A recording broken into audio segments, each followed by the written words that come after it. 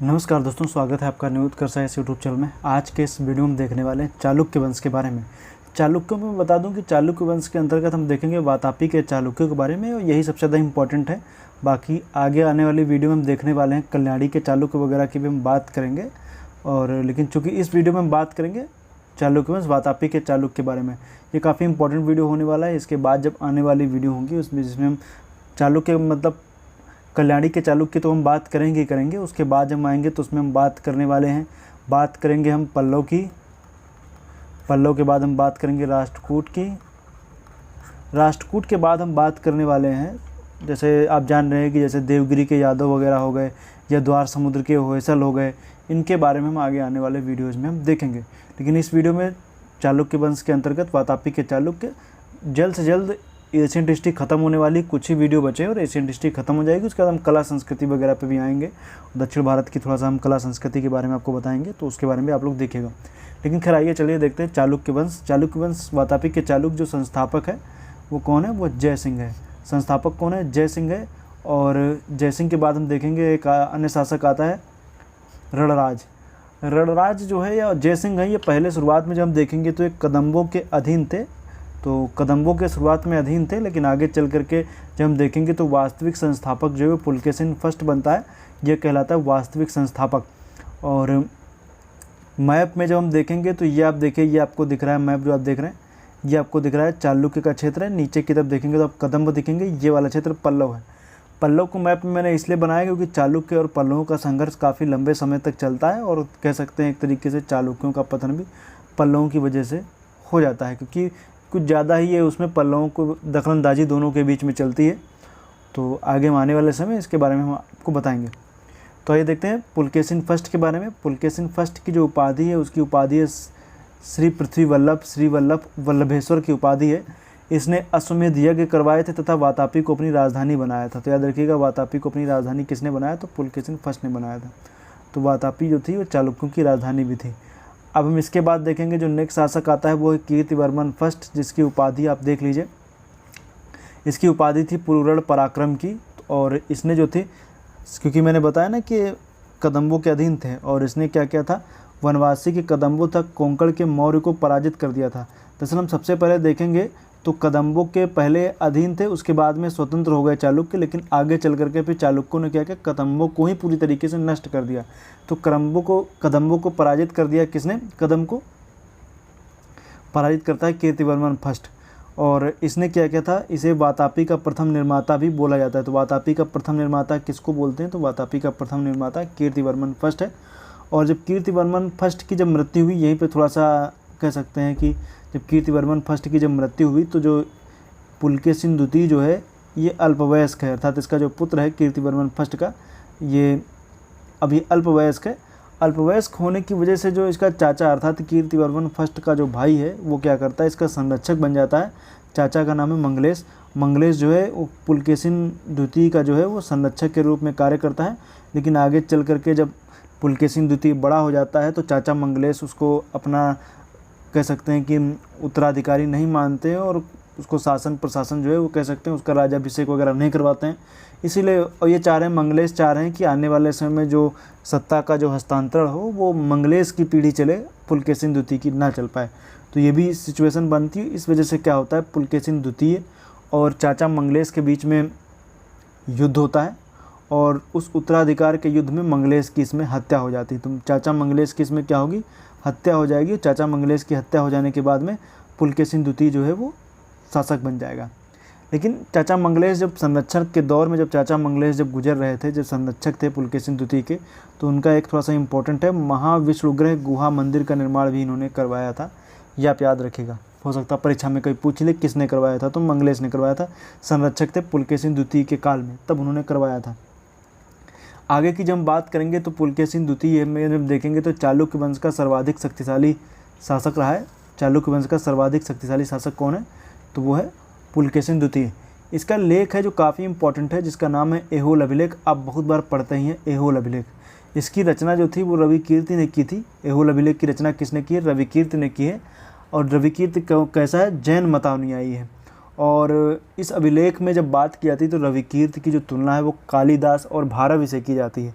तो कालिदास और भारवी से तुलना किसको की जाती है? रविकीर्ति की जाती है। तो एक ये भी आता है कि कालिदास और भारवी का जो प्राचीनतम अभिलेखी साक्ष्य में ऐहोल अभिलेख में भी देखने को मिलता है। और पुलकेशिन द्वितीय को इसमें मतलब जो ऐहोल अभिलेख है इसमें पुलकेशिन द्वितीय को सत्याश्रय संबोधित किया गया है। तो ये परीक्षा में पूछ सकता है, सत्याश्रय के नाम से संबोधित किया गया है किसको? पुलकेशिन द्वितीय को। और इसमें जब हम देखेंगे तो सबसे पहले देखेंगे तो ये जो ऐहोल अभिलेख था इसका प्रकाशन जो था वो जॉन फ्लीट ने करवाया था सबसे पहले। ये आप हल्का सा दिमाग में रख सकते हैं। और यह अभिलेख भगवान जिनेंद्र की स्तुति से प्रारंभ होता है।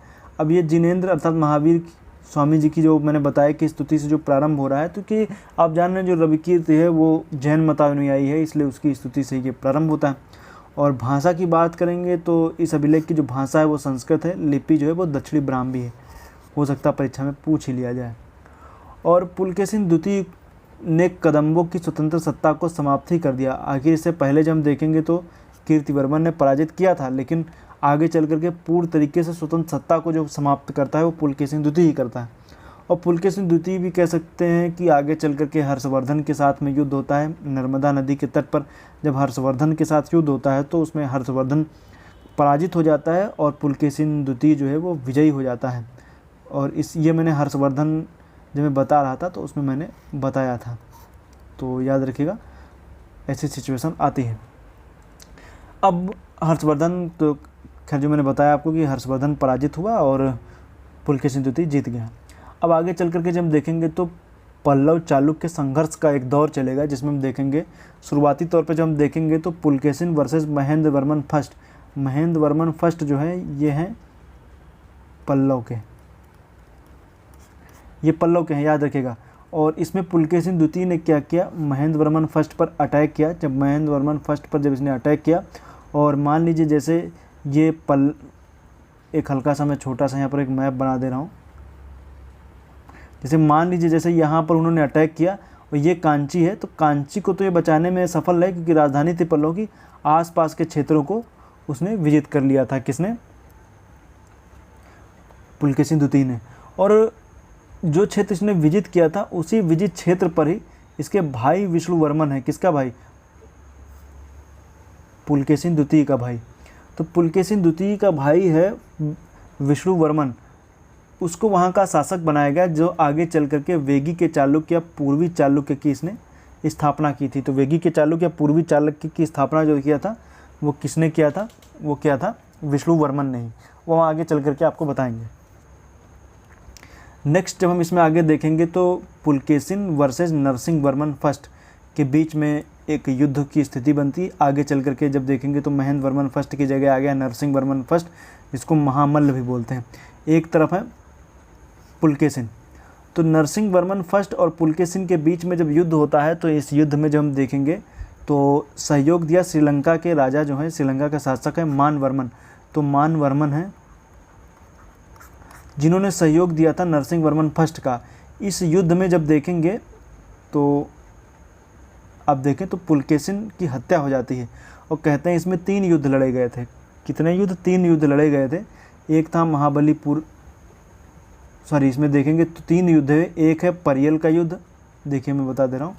एक है परियल का युद्ध, दूसरा है मणिमंगल युद्ध, तीसरा है सुरमाल का युद्ध। याद रखिएगा 3 युद्ध हुए थे, तीनों के नाम मैंने बता दिए, इनको याद रखिएगा। परियल का युद्ध, मणिमंगल युद्ध और सुरमाल का युद्ध। इन तीनों युद्धों में आगे चल करके जब पुलकेशिन द्वितीय पराजित हुआ और उसको मार दिया गया। और इसमें जब देखेंगे तो नरसिंह वर्मन फर्स्ट ने विजयी होकर उसने वातापी कोंड की मतलब की उपाधि धारण की थी। तो वातापी कोंड की उपाधि किसने धारण की थी? तो वातापी कोंड कौन था? वो था नरसिंह वर्मन फर्स्ट। वातापी कोंड नरसिंह वर्मन फर्स्ट था, याद रखिएगा। वातापी कोंड नरसिंह वर्मन फर्स्ट था।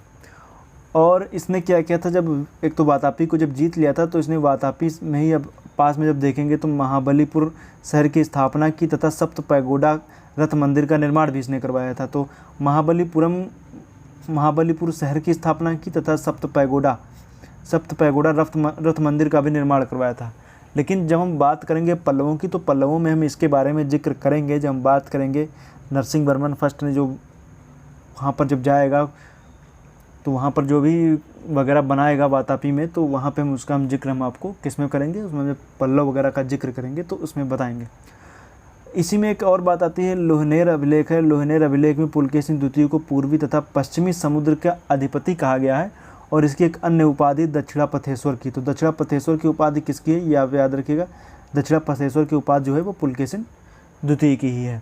पुलकेशिन द्वितीय की मृत्यु के बाद में एक लंबा दौर चलता है, जिसमें देखेंगे तो जो चालुक्य हैं वो अलग थलग हो जाते हैं, लेकिन विक्रमादित्य फर्स्ट जो है वो शासक बनता है। और कहते हैं इसके नाना हैं गंग नरेश हैं। ये उड़ीसा का गंग नहीं है, पास का एक गंग है। गंग नरेश दुर्विनीत की सहायता से पुनः राज्य में शांति व्यवस्था स्थापित करता है और नरसिंह वर्मन को परास्त कर वातापी पर अधिकार कर लिया है। क्योंकि मैंने बताया ना कि नरसिंह वर्मन ने क्या किया था वातापी पर, जैसे एक बार मान लीजिए जैसे ये हो गया, इस क्षेत्र में इसने क्या किया था, वातापी पर अधिकार कर लिया था किसने, नरसिंह वर्मन ने। तो ये क्या करेगा, अपनी राजधानी को ये बचाता है, नरसिंह वर्मन को फर्स्ट को पराजित करके अपनी राजधानी बचाता है। आगे चल करके हम जब देखेंगे तो शासक आता है विनयादित्य। विनयादित्य के बाद विजयादित्य। विजयादित्य के बाद में आएगा विक्रमादित्य द्वितीय। इसके शासनकाल में अरबों का दक्षिण पर आक्रमण होता है। तो याद रखिएगा, इसके शासनकाल में अरबों का दक्षिण पर आक्रमण हुआ और उनको हरा भी देता है।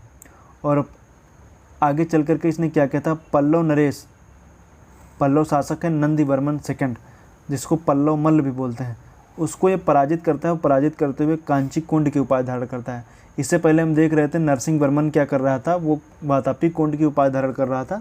और आगे चल करके विक्रमादित्य द्वितीय ने क्या किया, उपाधि धारण की कांची कुंड की, पल्लव नरेश नंदीवर्मन द्वितीय को हरा करके।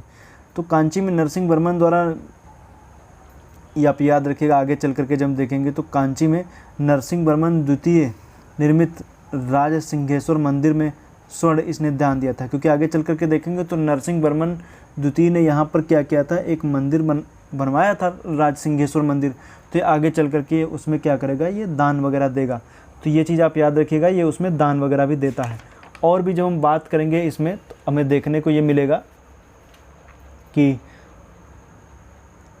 लोकेश्वर में शिव मंदिर का निर्माण उसकी महारानी है लोक देवी ने पडक्कल में करवाया था। तो लोकेश्वर शिव मंदिर का निर्माण उसकी महारानी लोक महादेवी ने पडक्कल में करवाया था और इसे विरूपाक्ष मंदिर भी कहते हैं, याद रखिएगा।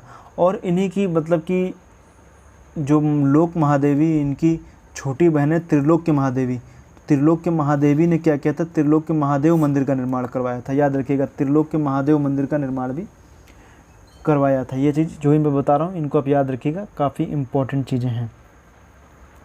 आगे जब हम देखेंगे तो हमें देखने को मिलेगा कि कीर्तिवर्मन द्वितीय आ जाएगा। कीर्तिवर्मन द्वितीय जो क्या करता है, ये वातापी के चालुक्य वंश का अंतिम शासक था। वातापी के चालुक्य वंश का अंतिम शासक कौन है, तो अंतिम शासक है कीर्तिवर्मन द्वितीय। याद रखिएगा, जो भी चीज़ें मैं बता रहा हूँ इनको आप याद रखिएगा, परीक्षा में इनसे प्रश्न आपको मिलते रहेंगे। आगे चल करके जब हम देखेंगे तो राष्ट्रकूट शासक कृष्ण फर्स्ट ने कीर्तिवर्मन द्वितीय को पराजित किया। याद रखिएगा, कीर्तिवर्मन द्वितीय को इसने पराजित किया। और कीर्तिवर्मन ने धारवाड़ में इंगल क्षेत्र में भूमि ब्राह्मणों को भी दान दी थी। दरअसल मैं इस तरीके का पॉइंट इसलिए दे देता हूँ ताकि हो सकता है कभी कदार परीक्षा में ऐसे प्रश्न पूछ लिए जाते हैं कि बताइए कि आखिर ब्राह्मणों को भूमिदान किसने दिया था, या इस तरीके से मान लीजिए कोई पूछ ले धारवाड़ में इंगल क्षेत्र में भूमि ब्राह्मणों को दान किसने दी, तो कीर्तिवर्मन द्वितीय ने दी थी। तो इस तरीके के प्रश्न आपको परीक्षा में मिल सकते हैं, आप लोग इनको ज़रूर से ज़रूर आप लोग इनको तैयार कीजिएगा। आगे चल करके जब हम देखेंगे तो हमें देखने को मिलेगा राष्ट्रकूटों के पतन के पश्चात, जब राष्ट्रकूटों के पतन के पश्चात हम देखेंगे तो यहाँ पर चालुक्य वंश का यहाँ पर दोबारा उदय होगा, वो होंगे कल्याणी के चालुक्य। चूँकि मैंने बताया ना कि राष्ट्रकूट शासक कृष्ण फर्स्ट ने कीर्तिवर्मन ने पराजित करके इस क्षेत्र को अपने क्षेत्र में मिला लिया, लेकिन आगे चल करके जब राष्ट्रकूटों का पतन हो जाएगा तो यहाँ पर कल्याणी के चालुक्य आएंगे। और एक वेगी के मैंने बताया ही, क्योंकि भी देखिए उसका भाई जो था उसने यहाँ पर स्थापना की थी विष्णुवर्मन ने, तो मैंने बता ही दिया है, तो उनको आप याद रखिएगा। तो आज के लिए तो फिलहाल इतना ही। उम्मीद करता हूँ वीडियो आपको अच्छा लगा होगा। जो भी चीज़ें थी उनको कलेक्ट करके मैंने आपको जानकारी दे दी है। और नेक्स्ट वीडियो आएगा वो चालुक्य के ऊपर ही होगा, लेकिन हम बात करने वाले हैं कल्याणी के चालुक्यों की बात होगी और वातापी के चालुक्यों की भी बात होगी। उसके बाद हम आएंगे, जब हम बात करेंगे तब बात करेंगे पल्लव की, पल्लव के बाद हम बात करेंगे राष्ट्रकूट की, ये 2 मेन टॉपिक जो हैं वो दक्षिण भारत के बचे हुए हैं, उनके बारे में बात करेंगे। और दक्षिण भारत में मेरे हिसाब से चीज़ें बची हुई हैं जिसमें मैंने अभी देखेंगे तो धार्मिक सुधार आंदोलन या धर्म सुधार आंदोलन मैंने अभी नहीं बताया है। एशियंट हिस्ट्री का ये टॉपिक बचा हुआ है और परीक्षा में इससे प्रश्न पूछे भी जाते हैं, तो वे काम करेंगे कि वो वाला टॉपिक भी हम ख़त्म करेंगे। तो एशियंट हिस्ट्री एक पूरी तरीके से ख़त्म हो जाएगी, कोई भी टॉपिक छूटा नहीं रहेगा। बस आपका ये दायित्व है, जो भी एग्ज़ाम वगैरह आ रहे हो तो आप लोग अपने स्तर पर रिवीजन वगैरह करते रहिए, क्योंकि रिवीजन करेंगे तभी चीज़ें आपके दिमाग में रहेंगी न, क्योंकि हिस्ट्री पूरी तरीके से आपको कह सकते हैं फैक्ट पे आधारित है। सब कुछ फैक्ट है, समझने के लिए चीज़ें हैं, लेकिन आपको फैक्ट आपको तैयार करने ही पड़ेंगे, क्योंकि अगर जब फैक्ट नहीं तैयार करेंगे तब तक आपकी हिस्ट्री तैयार हो नहीं सकती। फैक्ट तैयार करने के लिए आपको बार बार चीज़ें पढ़नी भी पड़ेंगी, बार बार पढ़ेंगे तो फैक्ट भी तैयार हो जाएंगे। तो उम्मीद करता हूँ वीडियो आपको अच्छा लगा। आज के लिए फ़िलहाल इतना ही। वीडियो देखने के लिए पुनः एक बार आपका बहुत बहुत धन्यवाद।